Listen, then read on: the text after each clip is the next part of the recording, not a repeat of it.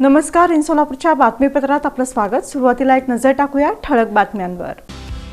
या हेडलाईन्सचे प्रायोजक आहेत सोलापुरातील नावाजलेले 7 हिल्स मेन्सवेअर अँड कलेक्शन. आता बेस्ट क्वालिटी आणि परफेक्ट फिटिंग फक्त 7 हिल्स मध्येच.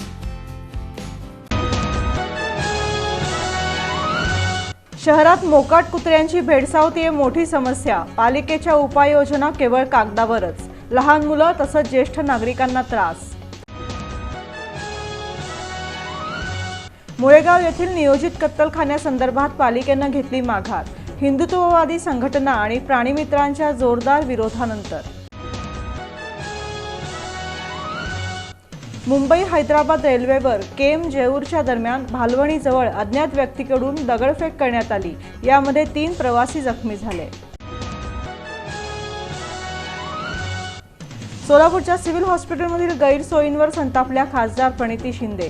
रुग्णसेवा सुधारण्यासाठी तातडीच्या उपाययोजनांचे दिले निर्देश. उजनी ते सोलापूर दुहेरी जलवाहिनीच्या कामाची येत्या बुधवारी 14 मे रोजी चाचणी. अनधिकृत बांधकाम पाडण्याची होणार कारवाई.